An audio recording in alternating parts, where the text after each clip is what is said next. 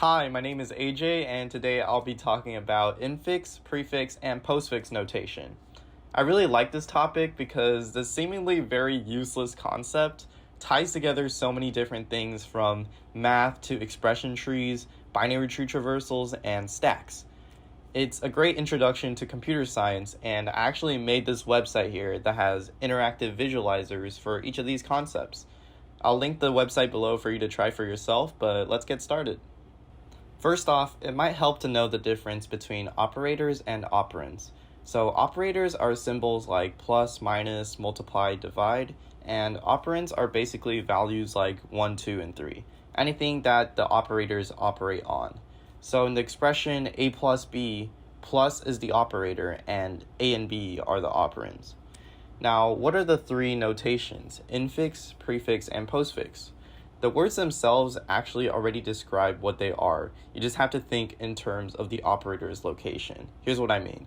So for infix notation, the operator sits in between the operands, like in 2 plus 2.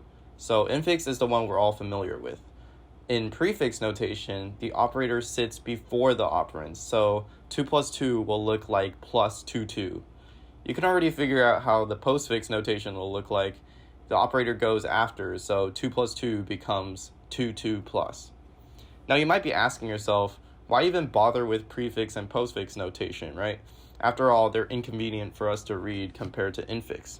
However, if you look at this expression right here, 8 minus 2 times 3 plus 7, we know that we have to evaluate the 2 times 3 first before doing the subtraction, and finally the addition, right?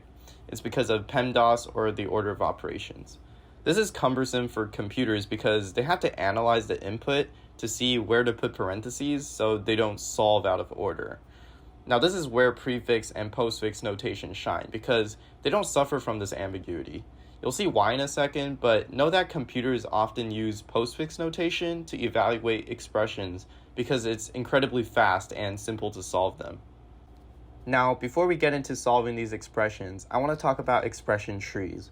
This is probably my favorite property of these three notations. So first off, what's an expression tree? An expression tree is a binary tree whose parent nodes are operators and the children nodes are operands of which the operators will execute on. So if you look over here, this is the expression tree representation of 8 minus 2 times 3 plus 7.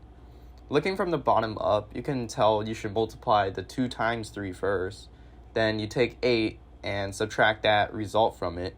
Then finally you add 7 to that result. It's quite an intuitive design. Now my favorite part, the three traversals.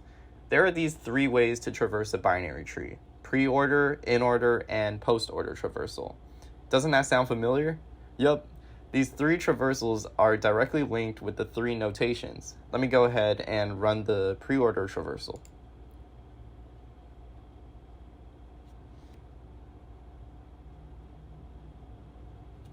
Now you can see it outputs the prefix notation for this expression. The same thing will happen with in-order and post-order, but be careful with in-order because parentheses are required.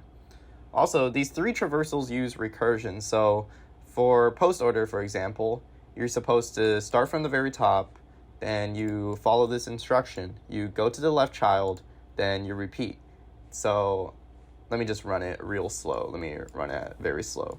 So you start from the top, go to the left child, and since we still have a left child, we keep going. And since we don't have any children left, there's no left or a right, then we go to instruction 3, which is put that node in the result. So that's just what happened. And since all these three were executed, it pops back basically like this node is complete, which is marked in gray. And it goes back and then it kind of remembers where it was. So if it just completed step 1, which was go to the left child, it knows to go to the right first. So you could probably run this a few times to get the hang of it, but feel free to run the simulation for yourself. Finally, let's talk about how to solve post-order and pre-order expressions.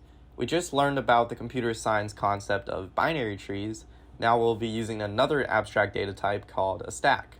Stacks are extremely simple and have two primary operations: push, which is to add an element to the top of the stack, and pop, which is to remove an element from the top of the stack. So I like to imagine a stack of plates, You add plates to the top, and you also take plates from the top, and never from the bottom. So how do we use a stack to evaluate postfix expressions?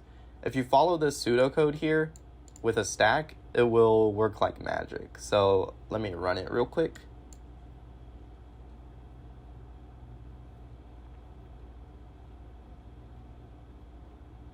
It's kind of satisfying to watch it reduce to a single answer. The prefix pseudocode is almost exactly identical, but since the order is basically reversed, you can either choose to reverse the input or read the input backwards. So if I run it, you can see I'm actually reading from the bottom.